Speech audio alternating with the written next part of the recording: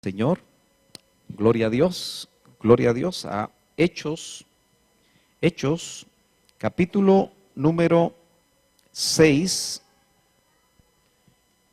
y vamos a leer el verso 3. Creo que lo que vamos a compartir hoy no lo vamos a poder terminar esta mañana, porque hay mucho contenido de lo que el Señor nos quiere hablar.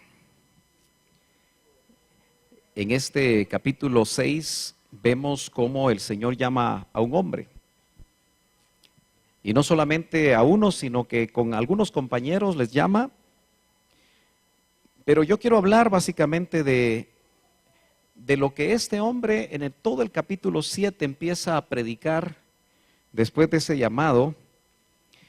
Y yo creo que no hay mejor resumen de todo el llamamiento que se hizo hasta para formar el pueblo de Israel que el capítulo 7 del libro de los Hechos. Si usted quiere leer en casa todo el capítulo 7 del libro de los Hechos, yo creo que va a ser grandemente edificado por este varón que, si leemos el verso 3, dice que hubo una necesidad muy grande en la iglesia. Usted se da cuenta que los llamamientos se dan en función de la necesidad. Amén.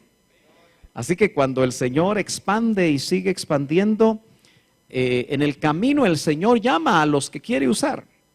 Aquí dice: buscad pues, hermanos, de entre vosotros a 7 varones, y note los requisitos, de buen testimonio, llenos del Espíritu Santo y de sabiduría, a quienes encarguemos de este trabajo. Bueno, el trabajo que iban a encargar a estos 7 varones puede parecer que no era un trabajo muy importante. Era ayudar a distribuir la comida de las viudas, tanto judías como griegas, porque en la medida que el discipulado y la iglesia crecía, de esa misma manera dice que había ya murmuración en la iglesia de aquellos días. Parece ser que cuando las necesidades aumentan, el pueblo, quizá por falta de madurez o falta de información, dice que hubo murmuración de los griegos contra los hebreos en el verso 1. Entonces la necesidad que se planteó, los apóstoles, y aquí podemos separar dos cosas en cuanto al servicio, y es que hay ministerios que son del altar y hay ministerios que son de las mesas. Ahora, ninguno de los dos es más importante que el otro. No podemos decir nosotros que el que sirve en el altar es más importante que el que sirve en las mesas, porque somos un equipo. Y aquí vemos nosotros que eran los apóstoles, los ministros del altar, los que tenían que hacer el trabajo de las mesas, pero ellos vieron la necesidad y dice: no es justo, verso 2, que nosotros dejemos la palabra de Dios para servir a las mesas. Hay llamados, como lo vimos hoy en escuela dominical para los que vinieron temprano, que son hacia el altar, donde el ministro del altar tiene que hacer dos cosas según el verso 4. Y lo que le toca hacer al ministro del altar es la oración y el ministerio de la palabra. En el original dice la diaconía de la palabra. Quiere decir que hasta cierto punto el ministro que es llamado al altar para predicar la palabra sigue siendo un diácono. Por eso la palabra se traduce también ministro, porque lo que hace es la diaconía de la palabra. Cada vez que alguien está en un púlpito, está sirviendo la palabra. Lo que debe hacer es hacerlo con unción del Espíritu Santo, hacerlo con la guianza del Espíritu Santo, con la gracia del Espíritu Santo, porque el ministro que no depende del Espíritu Santo seguramente no va a hacer adecuadamente su labor. Pero dentro de estos 7 varones que fueron llamados, que debían de tener buen testimonio, meditemos nosotros un momentito si tenemos un buen testimonio. ¿Tendrá usted un buen testimonio? Bueno, cada uno de nosotros debe de chequearse.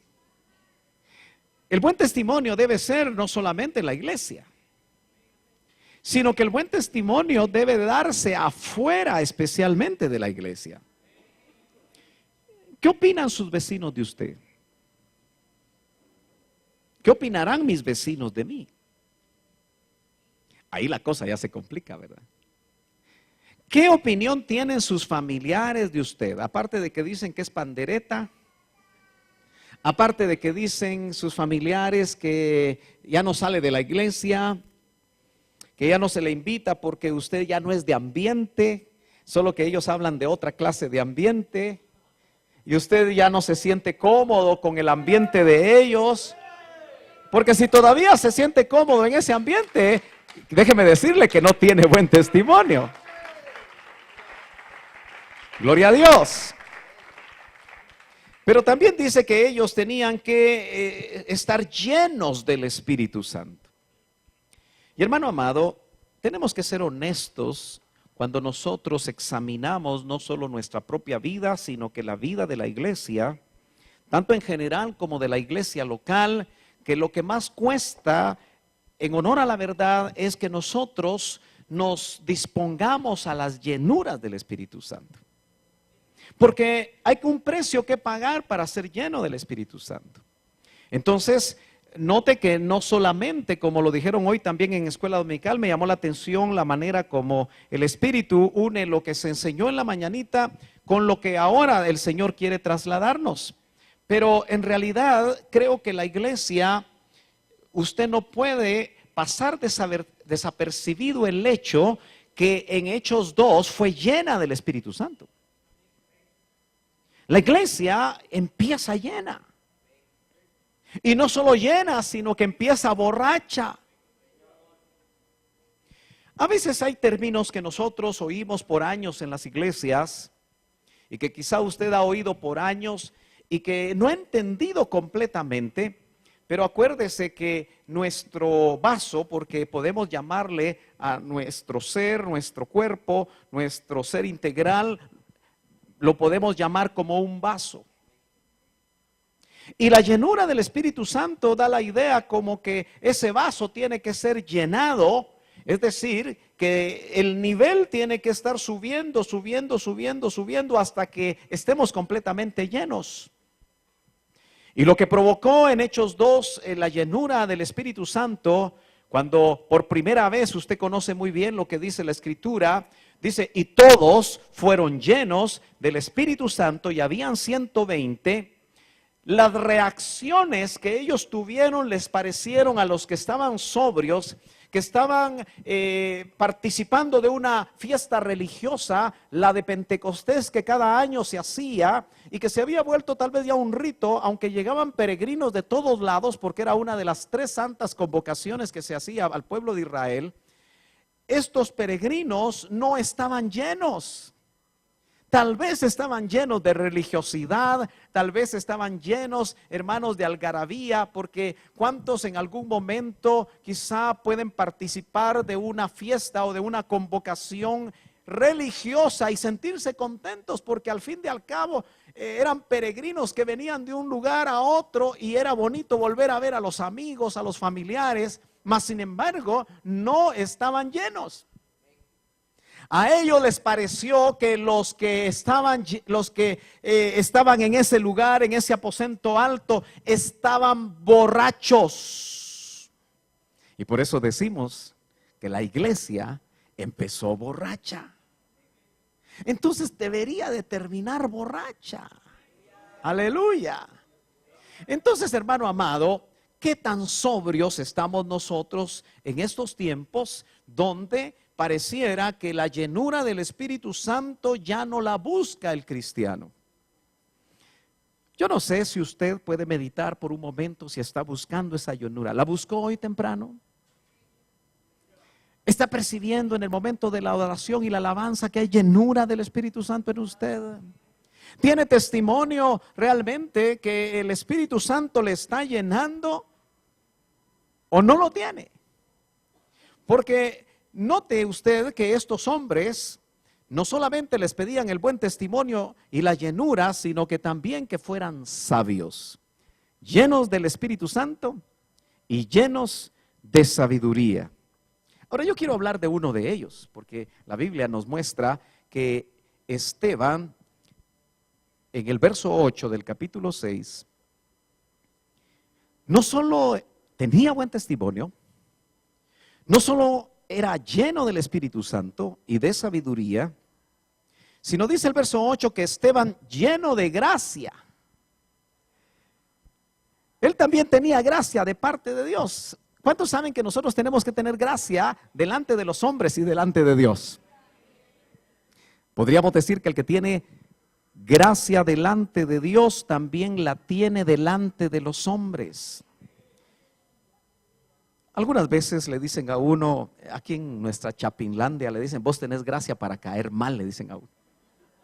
¿Ha oído ustedes? ¿Sí? Vos tenés gracia, pero para caer mal. También le dicen a veces, no sé si a usted le ha pasado, que le dicen, tú eres pesadito, pero hasta de sangre, le dicen. Pero la gracia que nosotros vamos a tener de parte de Dios no viene de nosotros.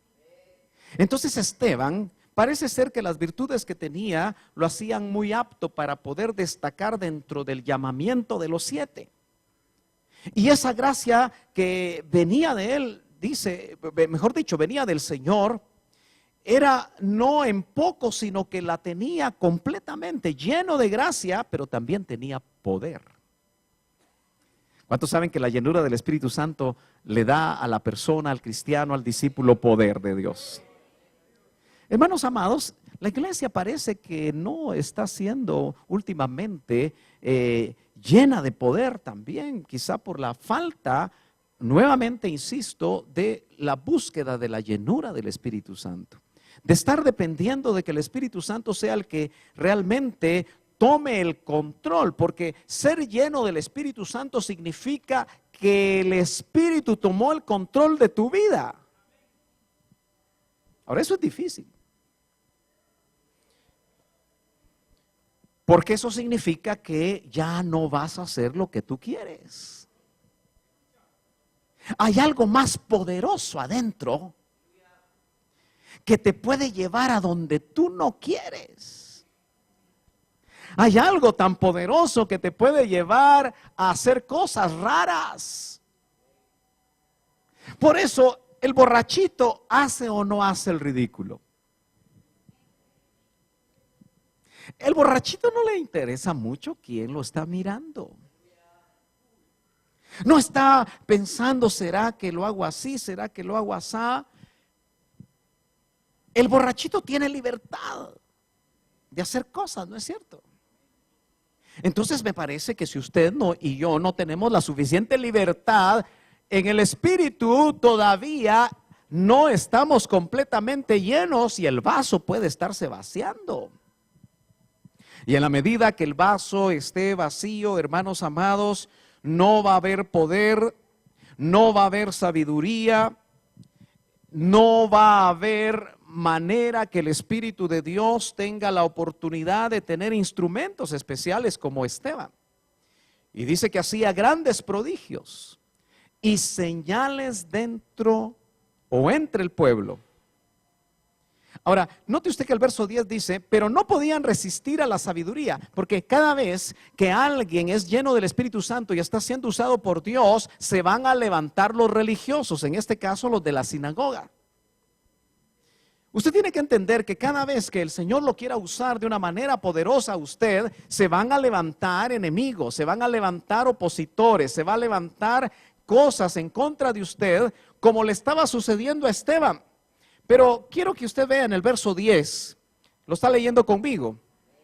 No podían resistir a la sabiduría y al espíritu con que hablaba. Hermanos amados, yo creo que nosotros debemos anhelar esto. Volver a leer el libro de los Hechos no es solamente para poder tener más conocimiento, sino que para poder medir o testear realmente cómo estamos nosotros haciendo la obra de Dios. Porque entonces en el verso 15 dice, solo estoy entresacando unos versos para llegar al 7. Todos los que estaban sentados en el concilio al fijar los ojos en Esteban, al fijar los ojos en él, ¿qué fue lo que vieron? Vieron su rostro como el rostro de un ángel. Nosotros vemos que en el capítulo 6 fue llamado, y al final del capítulo vemos que ya tiene un cuerpo exaltado. Ahora, no medimos el tiempo porque los capítulos y los versículos no necesariamente nos definen el tiempo, pero pudo haber pasado un buen tiempo. Lo cierto es que el aceleramiento que el Espíritu Santo puso en la iglesia al principio, me parece que es el aceleramiento que quiere poner ahora el Espíritu Santo en la etapa final a nuestras vidas. Yo creo que ya no es tiempo de caminar. Es tiempo de empezar a correr. Es tiempo, hermano, de disponerse a hacer lo que el Señor quiere. Quizá alguno se pudo haber puesto a pensar, y el hermano Sergio, ¿por qué ya abrió otro campo? ¿Por qué abrió un campo? Porque ya no hay tiempo. Hay necesidad. Ya no estoy fijándome mucho cómo va a proveerse para el pago del alquiler de ese lugar, sino que estoy confiando que el Señor tiene planes. Y que cuando Él respalda sus planes, hermano, aleluya, los recursos van a llegar de una o de otra manera. Usted vio que ya tenía sillas, pues son sillas que teníamos nosotros aquí. Vamos a tener que reponerlas. Usted vio un púlpito, pues es el púlpito que el Señor nos había permitido tener antes, hermano Rodrigo, que usted hizo ese púlpito, ahora va a servir allá en San José Pinula. Gloria a Dios. Y hay otro púlpito ahí que mi hermano Amílcar ya hizo, y ya estamos viendo dónde el Señor va a abrir otro púlpito. Porque tenemos que movernos, hermanos amados, y tenemos que dejar el temor. Esteban, no sabemos qué edad tenía, pero Esteban, hermano amado, fue escogido quizá para un ministerio corto. Hoy veíamos en la escuela dominical que Juan el Bautista se preparó 30 años para 6 meses de ministerio. Así fue como lo dijo el hermano Milton. Y el Señor también, el Señor Jesucristo, el ministro por excelencia, se preparó 30 años para poder ministrar 3 años y medio. Yo no sé cuánto tiempo nos queda en la tierra, hermanos amados, pero qué lindo va a ser que aunque sea 1 mes o 2 meses o 5 años, no sé cuánto tiempo, 10 años, podamos nosotros estar sirviendo al Señor con todo nuestro corazón. Es lo más grande que podemos hacer en esta tierra. Indudablemente debe haber un llamado. Este hombre está ahí exaltado. Por eso le ven el rostro como el rostro de un ángel. ¿No cree que nosotros, hermanos amados, a estas alturas ya deberíamos de estar exaltados? ¿Cuánto hemos caminado en el Evangelio? Muchos de ustedes cuentan decenas de años de caminar en el Evangelio. Y hoy nuevamente yo le pongo mucha atención a las profecías. Decía, vive la palabra. Porque nos hemos llenado de tanto conocimiento y no necesariamente ese conocimiento nos está sirviendo para que cada día nosotros vivamos la palabra. Esteban está en medio del inicio de lo más grande que el Señor tenía para los humanos, como es el llevar el evangelio por medio de la iglesia. Él está en los inicios, está en medio de manifestaciones tan tremendas donde un solo predicador ungido por el Espíritu Santo se convierte en 5,000 hombres y después se convierte en otros 3,000 hombres y se juntan 8,000 hombres. Porque no se contaban a las mujeres y a los niños. Usted se imagina cómo era eso de tremendo, hermano amado. Muchos de ellos no regresaron a sus lugares porque habían llegado para la fiesta de la Pascua y ya no regresaron porque el Señor les dijo, quédense en Jerusalén porque ahí yo voy a hacer algo maravilloso, y lo hizo. Era un tremendo avivamiento.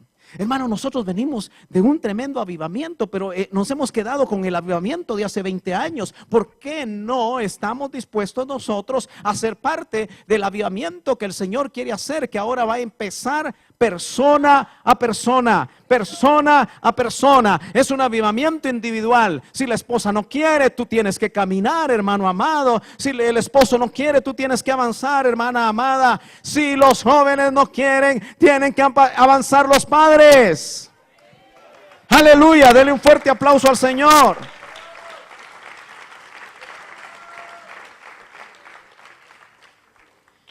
Pero Dios tiene formas de prepararnos. Por eso yo quiero hablar de un Abraham al que lo sacaron de su comodidad. Quiero hablar, si no me da tiempo ahora, será el otro domingo, de un José que lo probaron como parte de ese proceso. Y finalmente de un Moisés que lo procesaron. A Abraham lo sacó, a José lo probó, pero a Moisés lo procesó. ¿A algunos de ustedes les gusta enviar algunas cosas? Y en el grupo de evangelismo, porque hay un chat del grupo de evangelismo, ellos continuamente se mantienen bien motivados, se envían mensajes. Gloria a Dios, porque se motivan los unos a los otros para hacer la obra de Dios. Pero me mandaron uno que dice: Moisés pasó, aunque va a ser lo último que vamos a hablar hoy si nos da tiempo, 40 años creyendo que era alguien. Se lo vuelvo a repetir. Moisés pasó, entiendas, en Egipto, 40 años pensando que era alguien. Al fin y al cabo era el hijo de la hija de Faraón. Pero Moisés pasó otros 40 años aprendiendo que no era nadie. Y eso fue en el desierto. Y finalmente el hombre de los 340. Moisés pasó 40 años viendo lo que Dios puede hacer con alguien que sabe que no es nadie. ¿Entendió? Si no, se lo mando. Entonces Moisés fue procesado en periodos de 40 años. Yo no sé si tú vas a ser procesado en periodos de 40 días. Porque creo que ya no hay tiempo para periodos de 40 meses, mucho menos periodos de 40 años. Pero, hermano amado, una de las cosas que me impresiona a mí es como un hombre como Esteban, que no era necesariamente un levita, un sacerdote levita, como para tener el conocimiento que este hombre tenía, pero es que al fin y al cabo el Espíritu Santo del cual era lleno podía revelarle y podía iluminarle la palabra, y esa revelación y esa iluminación que le llegó en su momento se constituyó en inspiración y ahora aparece en el capítulo 7. Por eso déjeme leer con usted y también entresacar algunas cosas bajo la idea de que a Abraham lo sacaron, lo trasladaron. Yo quiero decirle esta mañana que si usted está demasiado acomodado en el lugar donde está, lo van a sacudir, lo van a trasladar, lo van a sacar de su acomodamiento. Yo no sé qué va a hacer Dios, pero va a hacer algo para sacarlo de su acomodamiento, aleluya, de sus ideas, de sus planes, de sus conceptos. Porque este hombre estaba muy bien en el lugar donde estaba. El sumo sacerdote, cuando le llevaron a Esteban, preguntó: ¿es esto así? Estoy en el verso 1 del capítulo 7. Y él dijo: varones, hermanos y padres, un hombre muy sabio, muy respetuoso, porque eso es lo que hace la llenura del Espíritu Santo. El comportarnos adecuadamente en cualquier ámbito, hermano, lo vas a recibir cuando estés lleno del Espíritu Santo, no cuando estés lleno de educación, no cuando estés lleno de experiencia. Lo vas a recibir cuando estés lleno del Espíritu Santo. Oíd. Y empieza a hablar ese hombre, hermano. Un mensaje ungido, tremendo. Y dice: el Dios de la gloria apareció a nuestro padre Abraham. ¿Por qué inicia ahí? Porque está hablando con israelitas. Y cuando habla del padre Abraham, lo hace tan exacto sabiendo que es el padre Abraham la semilla de la cual surge todo el pueblo israelita después de tantos años. Abraham, algunos lo ubican en el 1800 antes de Cristo. Y este hombre estará hablando en el 30 después de Cristo aproximadamente, o quizá un poquito más. Así que casi 2000 años data el momento en el cual el Señor llamó a un pagano, a un gentil, a uno que no tenía pactos, a uno que no tenía plan. Por eso es maravilloso saber que cuando nosotros fuimos llamados en algún momento de nuestra vida, no había plan para nosotros, no había nada para nosotros. No estábamos en el propósito de Dios, pero en su misericordia, y a Él sea toda la gloria, fuimos llamados, aleluya, siendo como Él, probablemente hasta idólatras. Nuestro padre Abraham, estando en Mesopotamia, antes que morase en Harán, note cómo él hace tan exacto ese resumen, y le dijo, y de ahí viene que Abraham lo sacaron: sal de tu tierra y de tu parentela y ven a la tierra que yo te mostraré. Qué llamado más extraño. Lo más interesante es que Abraham, todavía su nombre no era Abraham, era un hombre que tenía sus recursos. Es fácil querer irse a Estados Unidos cuando aquí en Guatemala la cosa no sale. Casi no queda opción. Y dice uno, bueno, me voy a la tierra del tío Sam a buscar el sueño americano. Después de algunos días o meses, el inmigrante de casi toda América Latina se da cuenta que no hay tal sueño americano, sino que lo único que hay es una pesadilla terrible americana. Pero Abraham no era una persona que tenía que volverse un inmigrante porque no tenía absolutamente nada que hacer ahí en Ur de los Caldeos. Era un hombre importante. Usted sabe que en las regiones las personas que tienen recursos económicos, que tienen tierras, ganado, y él los tenía. La Biblia lo muestra así, usted lo puede leer despacio en Génesis. Pero el llamado fue: sal de donde estás, de tu comodidad. En Ur de los Caldeos, Abraham tenía casa y haber sido buena casa. No me pregunte el versículo, pero de repente era de 3 niveles. Si es que en ese tiempo se podían hacer de 3 niveles, pero las culturas antiguas muestran que había mucho conocimiento. Y especialmente ahí en la Mesopotamia, en medio del Éufrates y el Tigris, una región muy fértil. Eso me lo enseñaron en 6º grado y todavía me acuerdo. Aleluya. Pero es una realidad. Ese hombre vivía bien. Se casó con una mujer guapa. Y eso después le sirvió de problema. Así que cuando te quieras casar con una guapa, piénsalo 2 veces. Gloria a Dios. Pero hermano amado, ¿me está siguiendo? Indudablemente este hombre le haber parecido de lo más raro. Él debe haber tenido sus acciones en la bolsa de Ur de los Caldeos. Él haber tenido propiedades.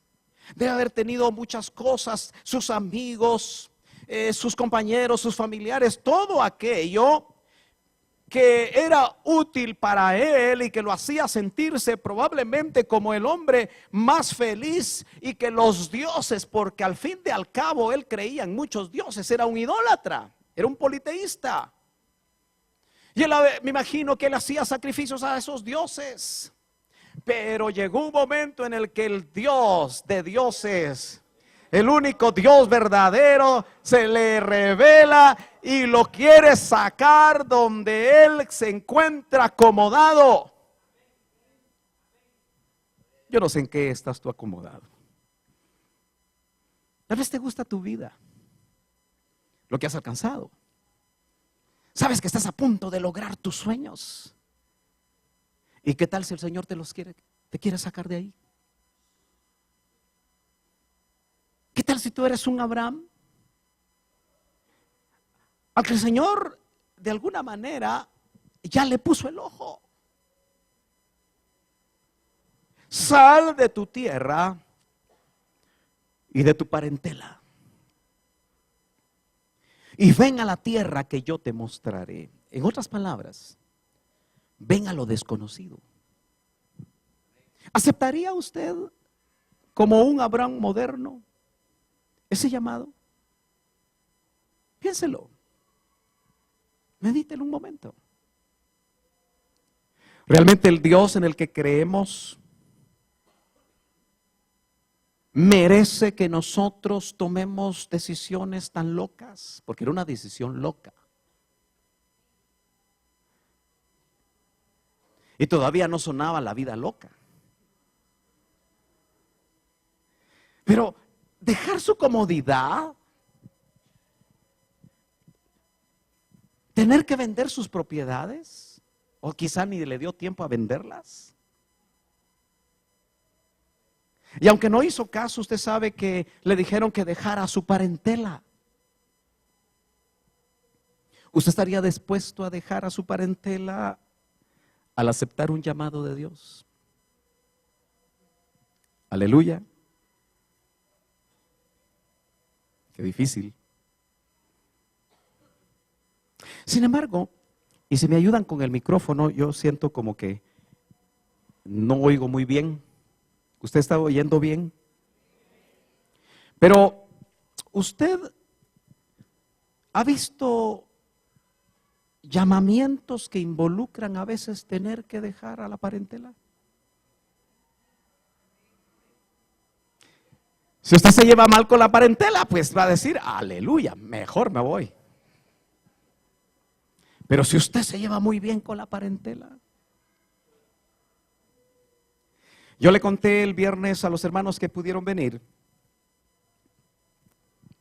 Y me van a entender aquellos que estuvieron orando, porque aquí hay un grupo de intercesión. ¿Y sabe qué? Es un grupo poderoso de intercesión porque el Señor oye ese grupo. Aleluya.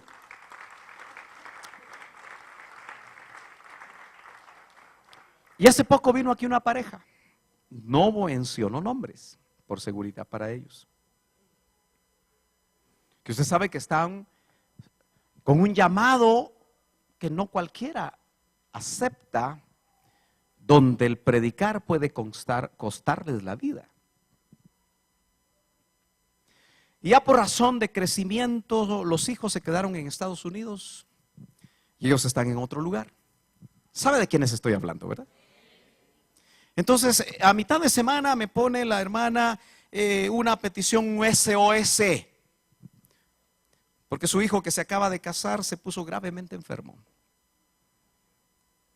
¿Y cuántos saben que muchas veces aquellos que reciben un llamado de Dios no tienen la billetera llena? Así que no pudieron cambiar su boleto de retorno. Y con todo el dolor del corazón, esa madre tuvo que dejar a su hijo grave para seguir su camino. Eso no es fácil. Hoy, gracias a Dios, recibí ya la noticia porque Dios es bueno. A él lo tenían que operar de inmediato, pero el Señor empezó a obrar y ya no tuvieron que operarlo. Todavía tiene mucho dolor, pero salió sin operación porque yo le platicaba a mi esposa que esa glándula que le tenían que quitar seguramente iba a ser muy delicado el que se la quitaran. Pero el Señor es bueno y yo creo que Él va a hacer completa su obra. Así que hay llamamientos modernos que a veces nosotros no queremos aceptar y que pasan de largo de nosotros. Vete de tu tierra y de tu parentela significa dejar lo que más nos gusta. Hermano amado, ¿puedes pensar por un momentito tú qué es lo que más te gusta hacer? En el estatus actual de tu vida,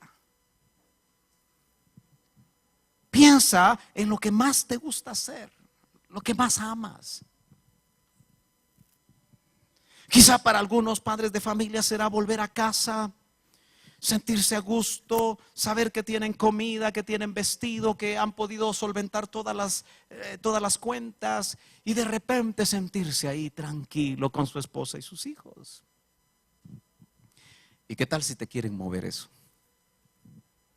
No porque sea malo, sino porque Dios tiene planes.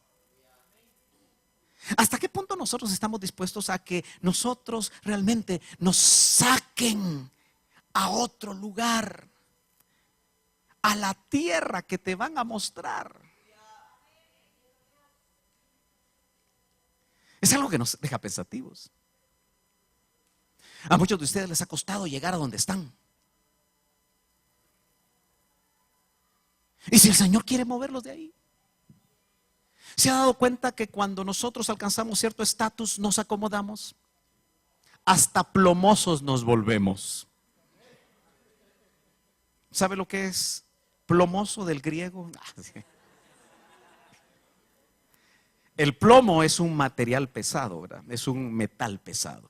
Entonces cuando le dicen a uno plomoso, le están diciendo pesado. ¿Sí?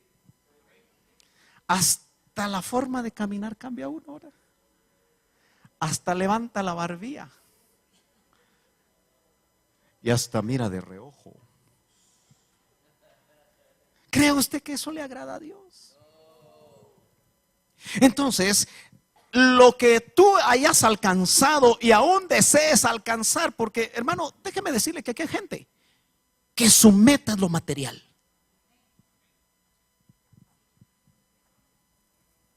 Aunque no hay amenes. Y que sufren por no tener lo material. Lloran por lo material. Gimen por lo material. Se complican con Dios por lo material. Y no se han recordado que el que busca primeramente el reino de Dios y su justicia, todo, así dice mi Biblia, y estoy seguro que también así dice su Biblia, todo lo que anhelas les será añadido.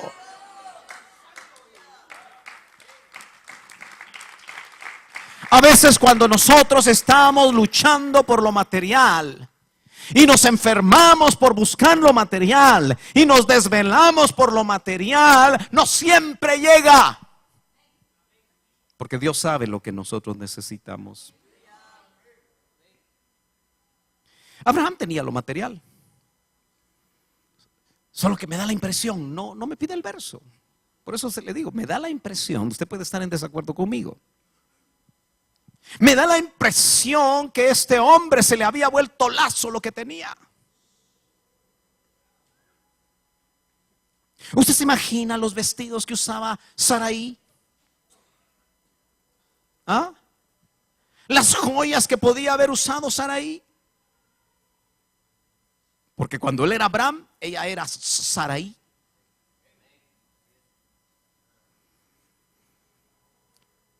Y no tenían hijo.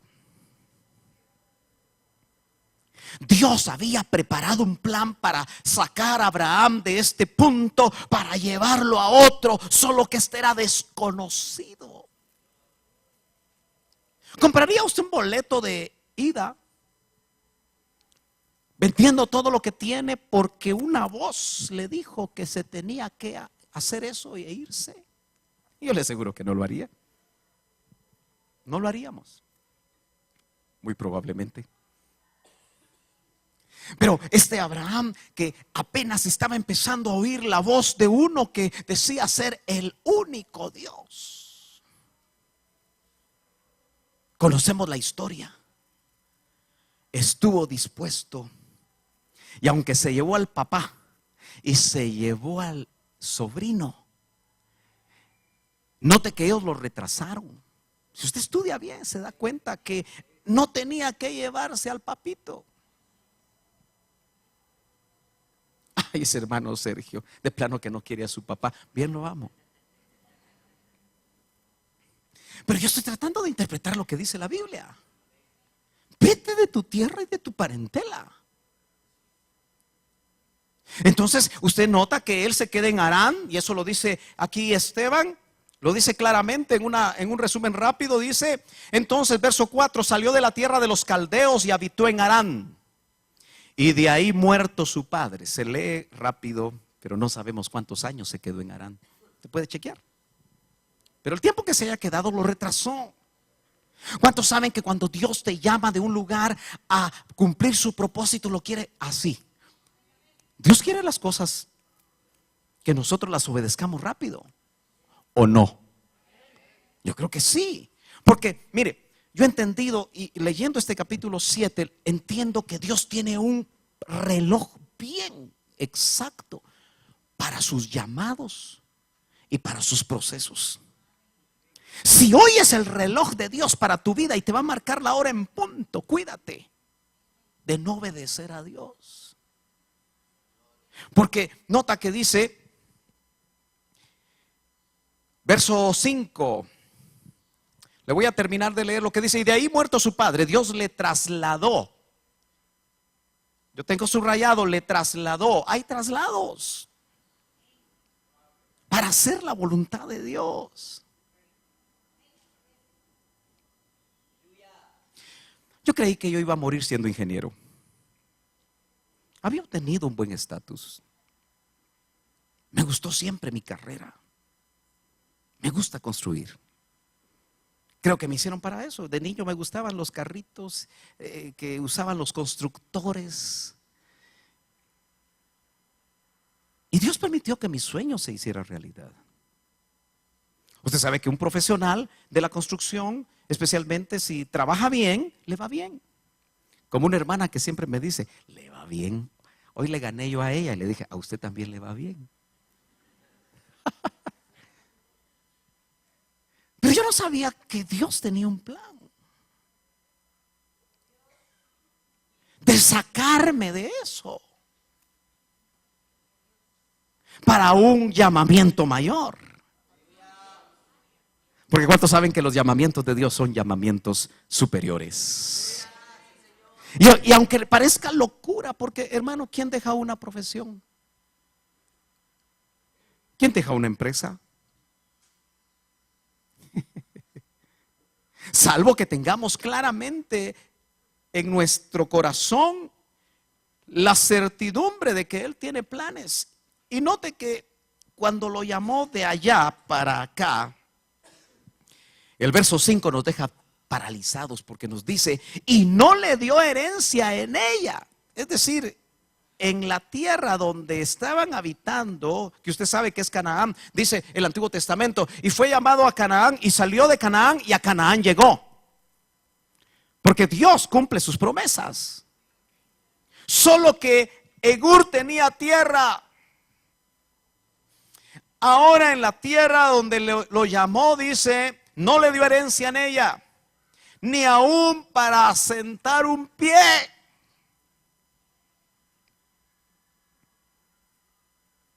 ¿Se acuerda que él dijo, y se lee en Hebreos, que Abraham solo saludaba las promesas? O sea que las miraba, pero en vida no las vio cumplidas, salvo la de su hijo Isaac. Aquí es la tierra donde todo se mira y todo se disfruta.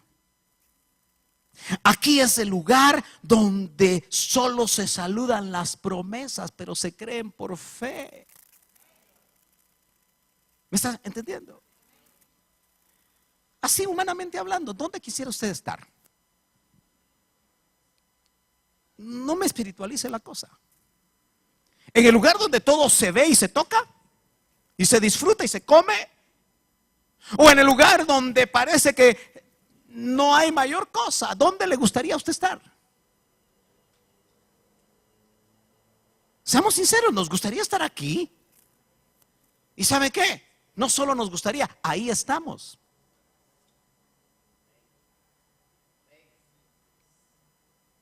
Usted sabe, hermano, que cuando salga de aquí va a ir a almorzar, ¿verdad? ¿Está seguro que va a almorzar? ¿O alguno aquí está seguro que no va a poder almorzar? porque no tiene con qué. ¿Hay alguien aquí que no sabe qué va a comer? Todos aquí estamos pensando a qué hora termina este flaco, porque ya tengo hambre. Y unos están pensando en esto, otros están pensando en lo otro, otros están pensando en lo otro. Y qué rico se siente porque el alma le gusta eso. ¿Usted cree que solo el cuerpo disfruta, solo las papilas gustativas disfrutan la comida? También el alma. Dice, qué rico está mi carnita asada. ¿Me está entendiendo? Algunos hermanos cuando están así comiendo rico, ya están hasta en una su piscina, dicen, qué rico es sufrir por la causa de Cristo. Dice. No, y lo dicen, yo lo he oído hasta de pastores. Claro, es una broma, ¿verdad? Pero en realidad, quisiéramos nosotros ser trasladados. ¿Dónde está la voluntad de Dios? Aunque no nos guste. La vida de Abraham, desde Abraham hasta Abraham, no fue fácil. Usted se imagina a doña Saraí limpiando el polvo en el desierto. Yo digo que las mujeres siempre han sido iguales todo el tiempo. ¿Verdad que sí? ¿O no?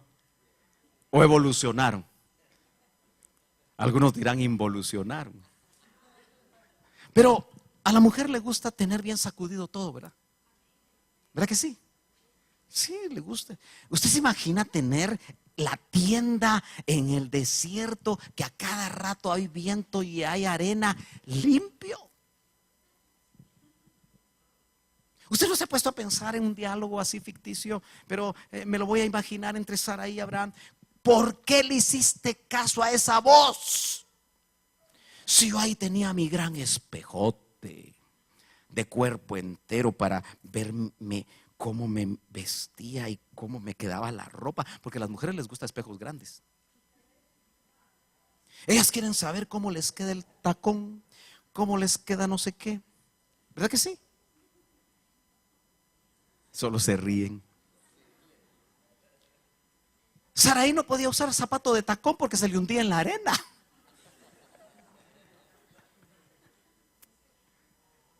Y Mesopotamia, hermano, era cuna de una cultura tremenda.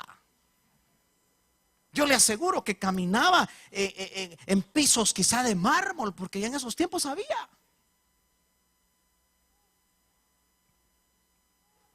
¿Cuántas esposas de ministros? No estoy hablando solo de pastores. Se pondrán a pensar, ese mi esposo solo metido en esa carpa vive. Yo quisiera otra cosa. Mi alma me pide algo más. Porque el alma siempre está insatisfecha. Ahora, este hombre obedeció a Dios a pesar de lo que quizá le pudo haber dicho hasta su esposa. ¿Cuántos varones hay aquí? Casados. ¿Están dispuestos a hacer la obra de Dios a pesar de lo que diga su esposa? Piénselo, medítelo, porque no es fácil. Yo le he contado a usted, ¿verdad? Que oí al hermano Otto, estando la hermana Blanquita ahí con él, estaba mi esposa, ni me acuerdo qué estábamos hablando. En un pantry, ¿te acuerdas? De una casa muy acomodada, donde nos habían invitado a desayunar. Pero en un momentito, cuando salieron los anfitriones, me llamó la atención que dijo el hermano Otto: cuando yo empecé, porque cuando se empieza una obra o un llamado, a hacer realidad un llamado, no siempre la familia te entiende. El que tiene llamado, piense eso, medite en eso, anticípese a eso.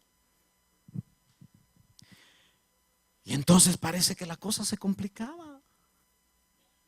Y entonces él le tuvo que decir, así como le decía, Chila, contigo o sin ti.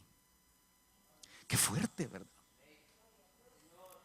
¿Están dispuestas las chilas de este tiempo?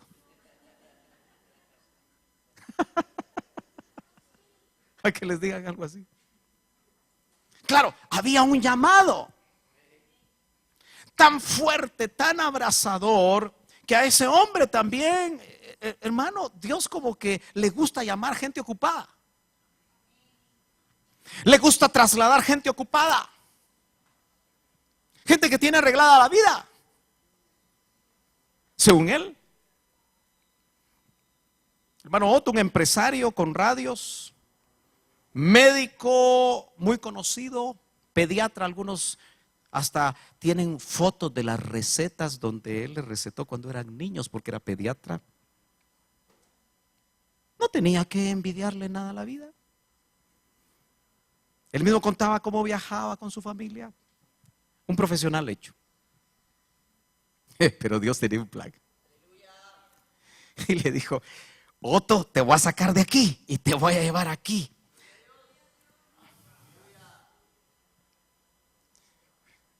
Ese siervo de Dios estuvo dispuesto. ¿Estarás tú dispuesto? No seas tan automático. Medita. Porque hay precios altos que pagar. A veces me llama la atención que el Señor permite que haya gente que escale. Y cuando está ahí le dice, te quiero a mi servicio. Y llegar ahí costó bastante. Sacrificio, desvelos. Pero bienaventurado aquel que entiende el llamado, que acepta el llamado de Dios. Aleluya. Abraham lo trasladaron. Dice, Dios le trasladó a esta tierra en la cual vosotros habitáis y no le dio herencia en ella. Eso quiere decir que cumplir la voluntad de Dios no significa necesariamente hacer herencia en la tierra. Por eso creo yo que muchos ministros se equivocan con sus falsas doctrinas, enfatizando lo material. Porque al enfatizar lo material, lo que están haciendo es que el pueblo se arraigue a la tierra. Y note que dice, pero le prometió que se la daría en posesión, una promesa. Y a su descendencia después de él, cuando él aún no tenía hijo. ¿Cómo le llaman a Abraham? El padre de la fe. ¿Qué es la fe? Sencillo, es ver donde otros no miran.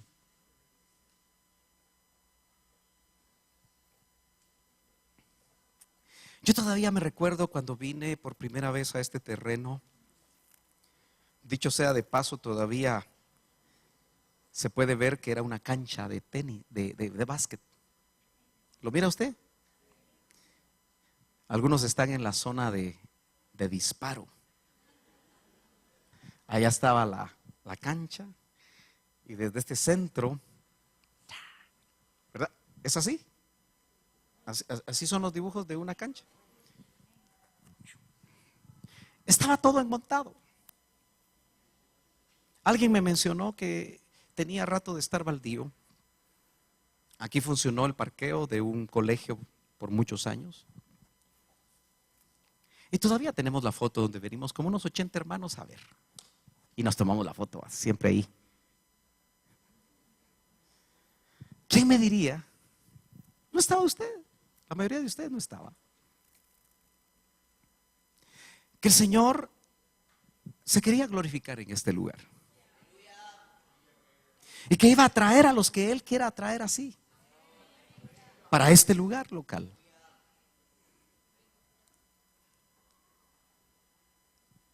Entonces, tenemos que buscar el elemento fe en nuestras vidas.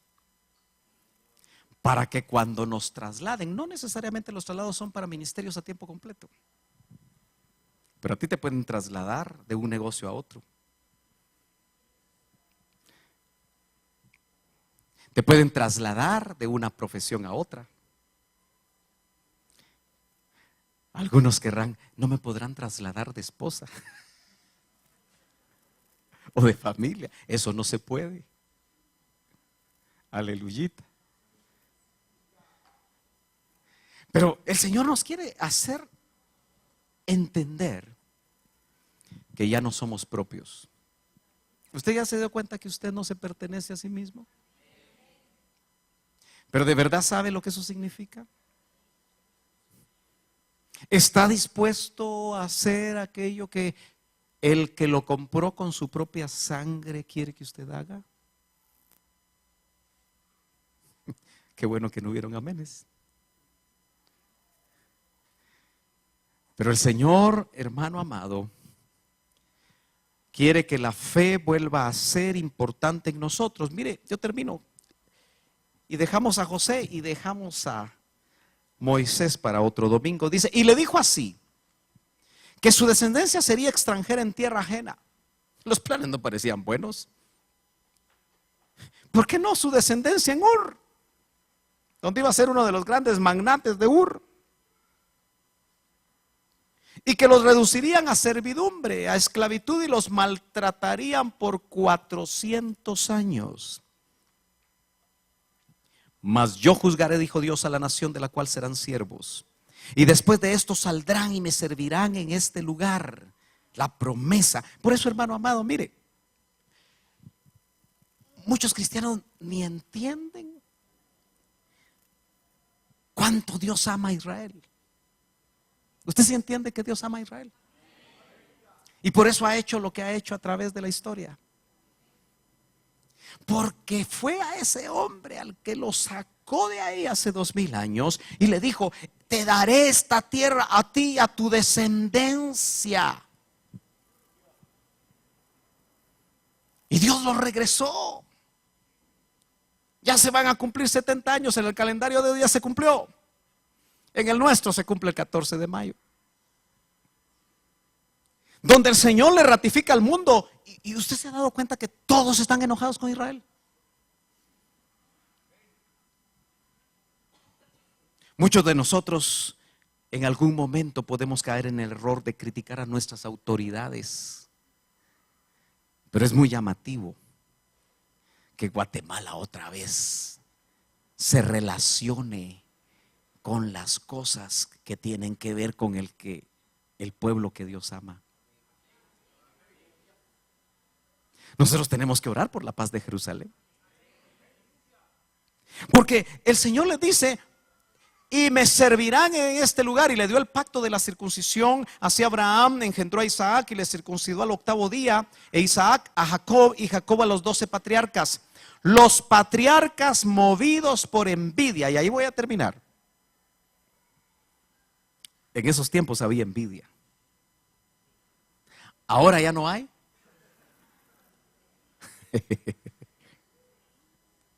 Te la voy a hacer más personal. ¿Tienes envidia? ¿Tenemos envidia?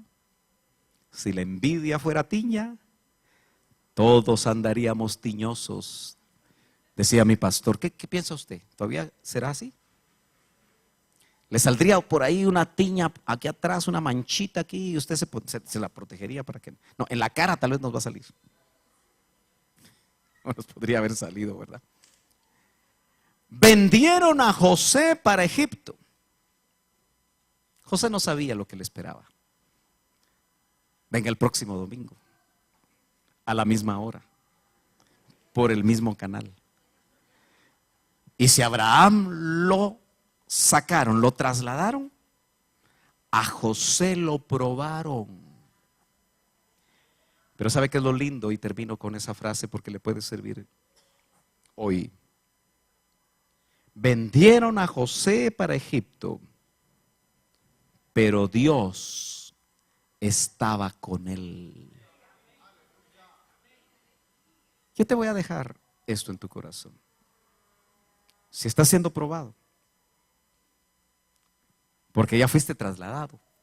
De hecho, todos aquí, si somos hijos de Dios, ya tuvimos un traslado del reino de las tinieblas al reino de su luz admirable. Ya nos trasladaron. Aquí hacíamos lo que queríamos.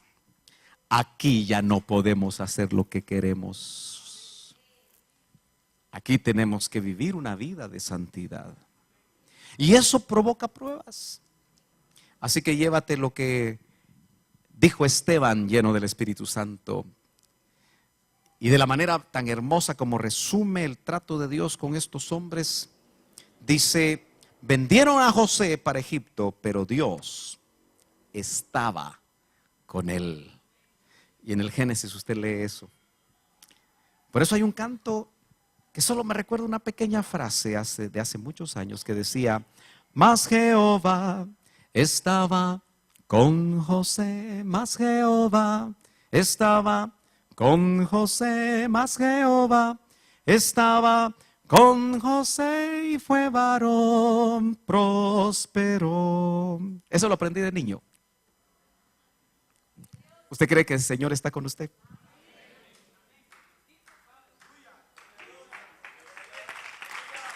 No se preocupe entonces. Porque si Jehová está con usted, ¿qué más quiere? Póngase de pie. Aleluya.